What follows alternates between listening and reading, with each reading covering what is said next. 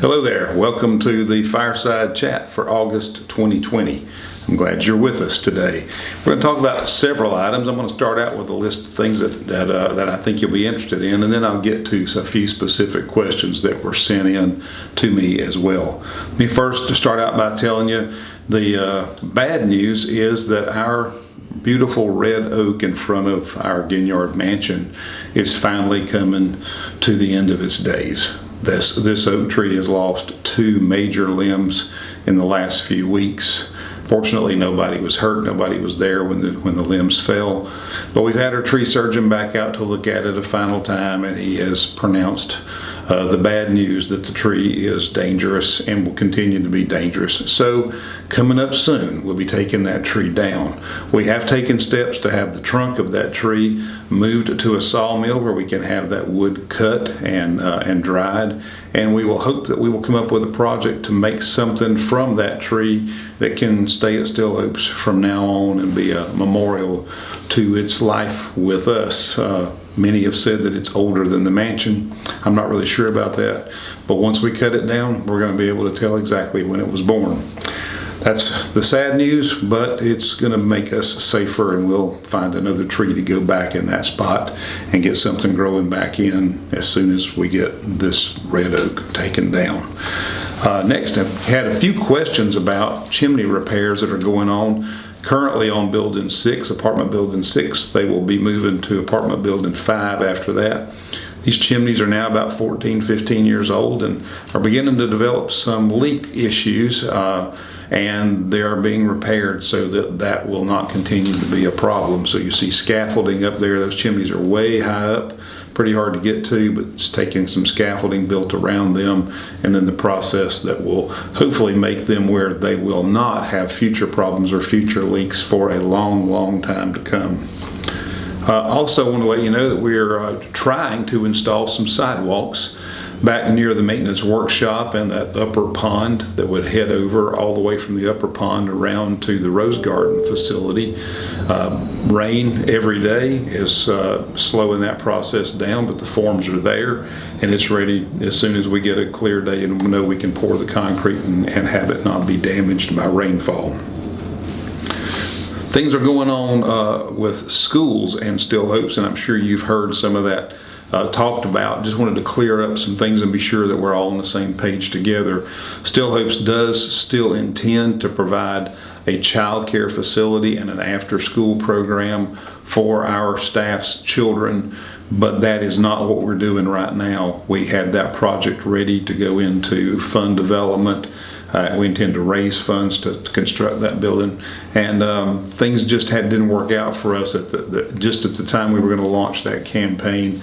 Something called COVID-19 came along, and stock market did some funny things, and we put that campaign on hold. But we have been working recently with Lexington II School District in a joint effort with them to reopen the George I. Pear Elementary School, which sits on Platte Springs Road, right at the edge of what would be Springdale and West Columbia. It's just inside the West Columbia city limits.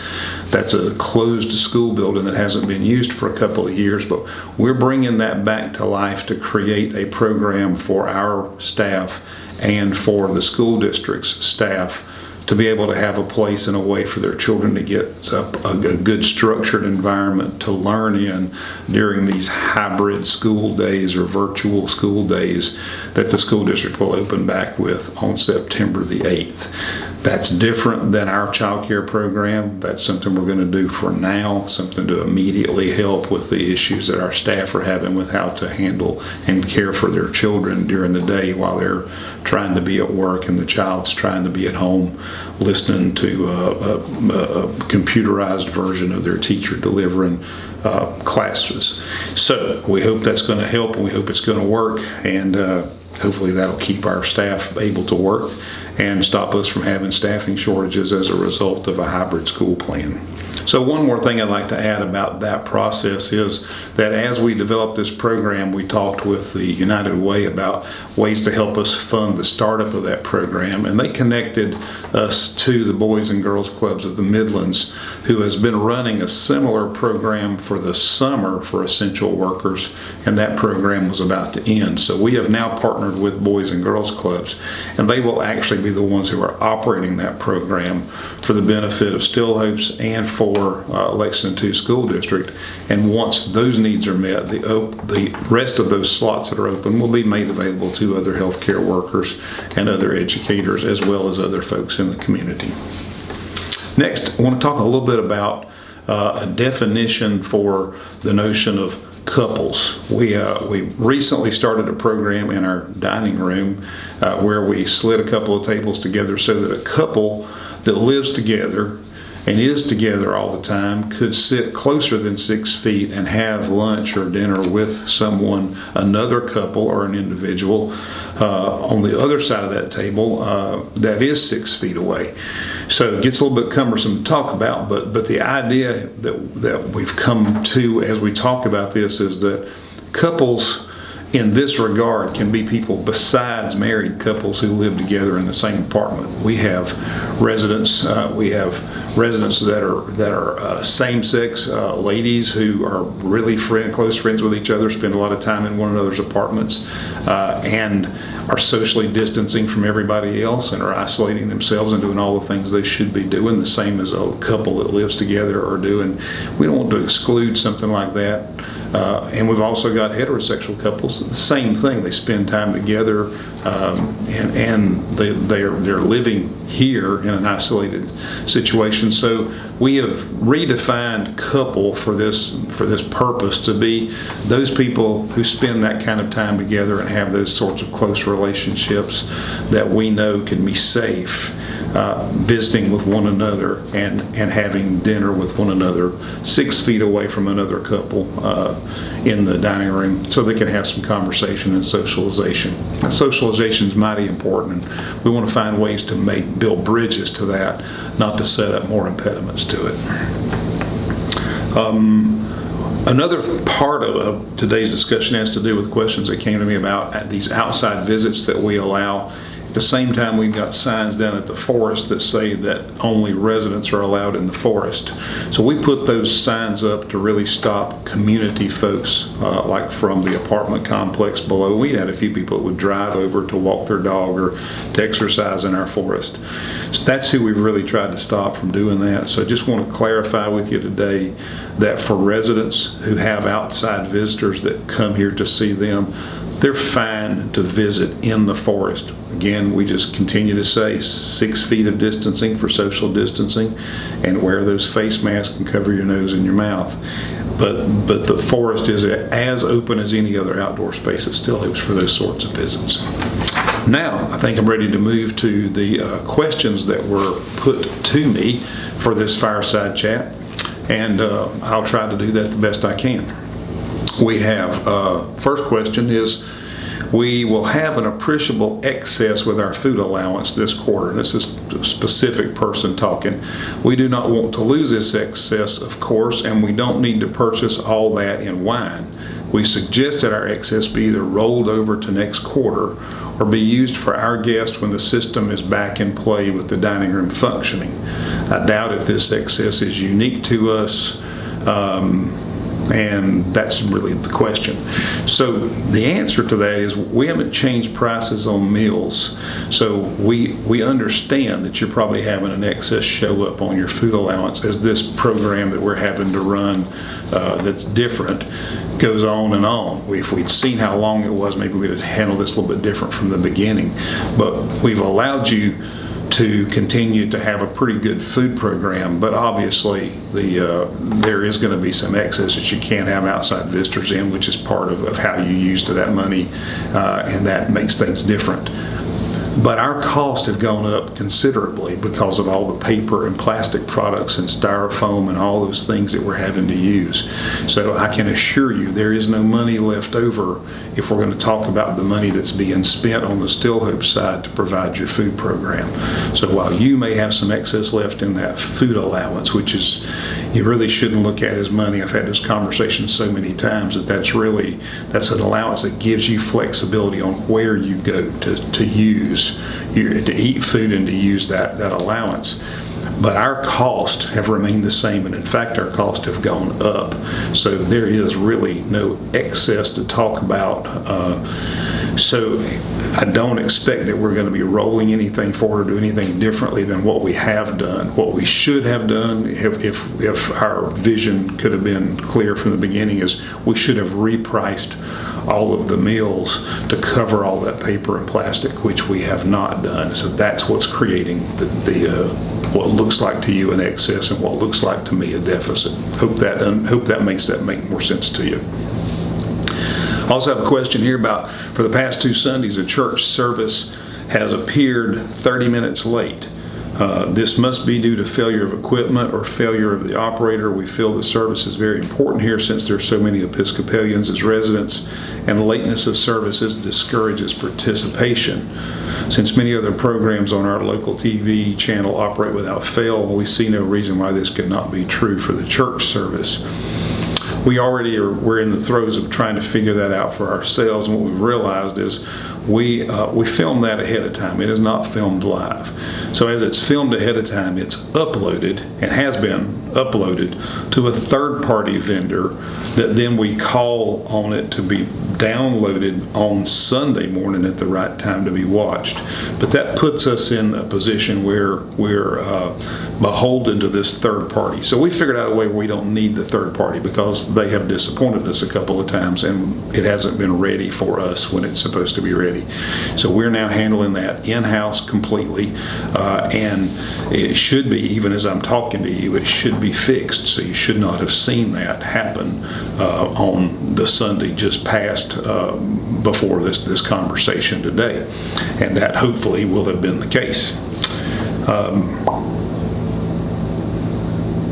The next question I've got is, there is a group of us that would prefer that you make the rules and not a committee of our peers, and that the rules be enforced the same for everyone in every group.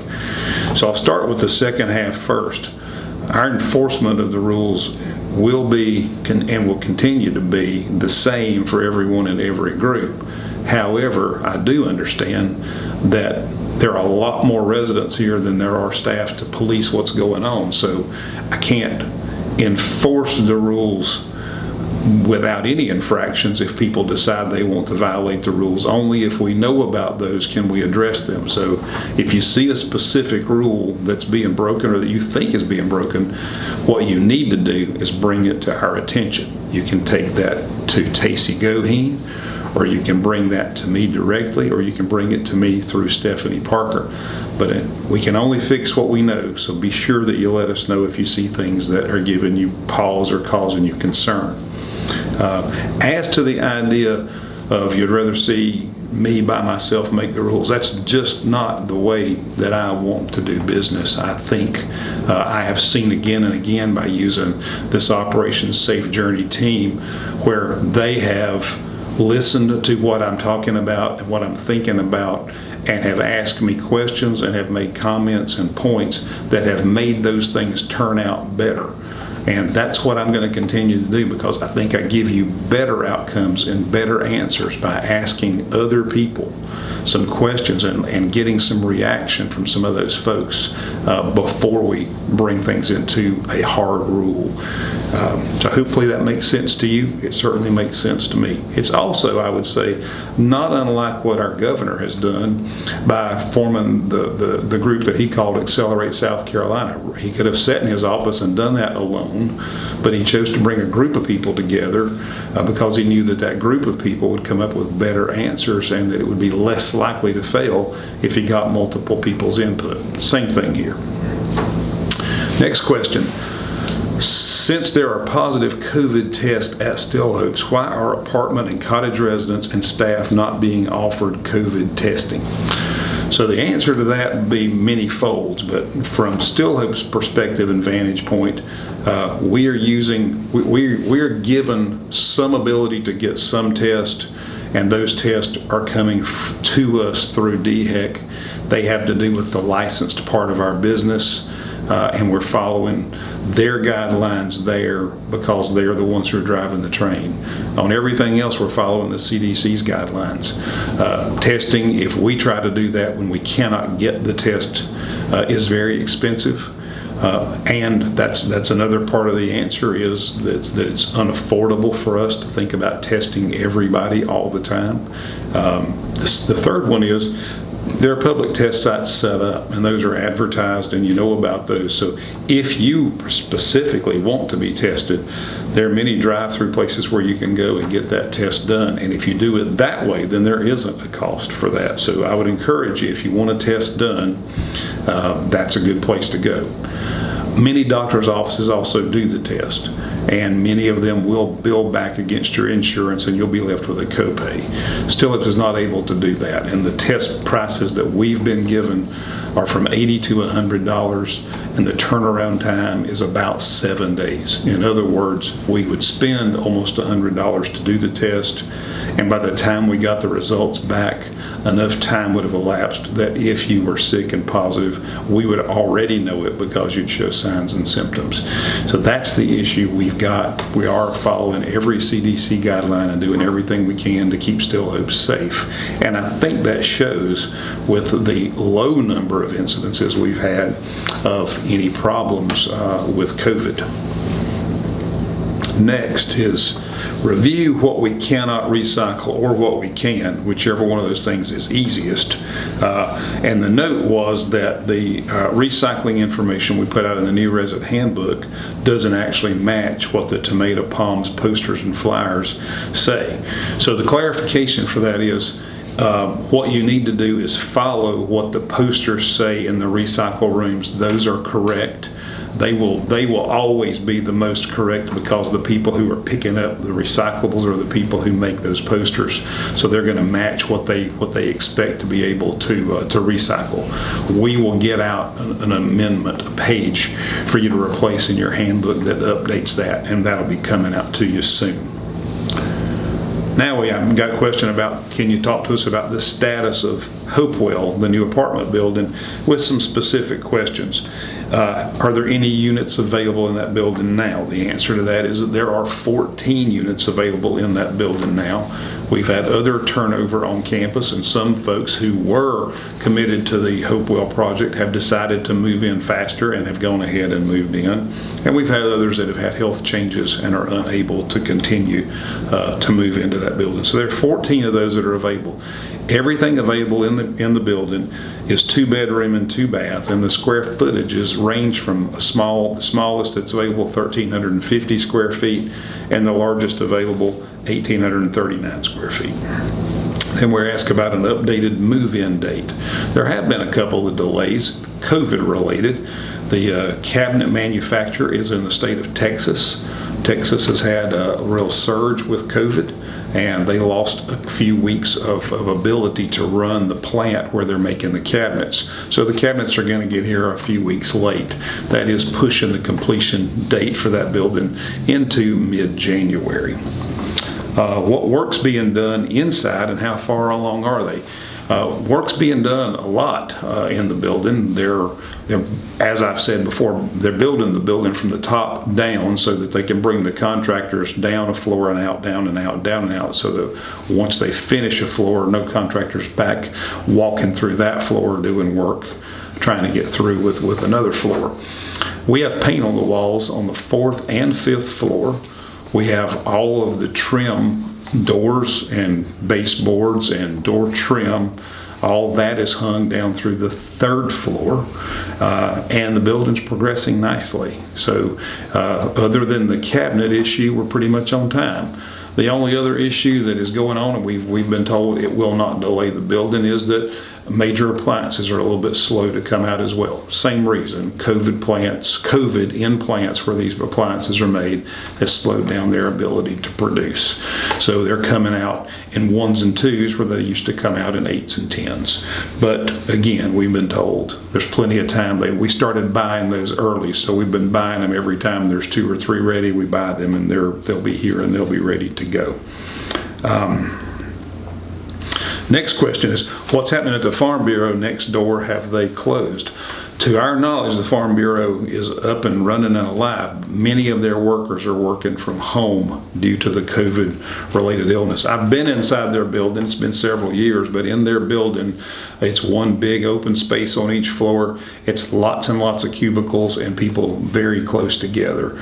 So I'm sure they have some people working in the building. In fact, I know that they do because I see some of them come in. They're usually coming in the morning as I'm coming in, but many of them are working from home. And then a question about when the fall comes. We're going to want to be able to eat outside in designated areas, but we're worried about how bad the flies may be. Is there some way you can provide large fans to blow the flies away? We do have some fans and we can try that. Fans do 2 things. They will cause air to blow and move things away. They also make a lot of noise. So we'll work on that as we see what's going on there. And we'll also try to have some other plans in place. We talked to our exterminator about ways to try to control the fly population as we move into the fall and as the weather cools and the humidity comes down some, making it feasible to eat outside. So that ends our talk for today. I thank you for your time. Thank you for tuning in, and I wish you well. Stay safe, stay healthy, wear your mask, social distance, and we'll get through this together. Thank you. Have a great day.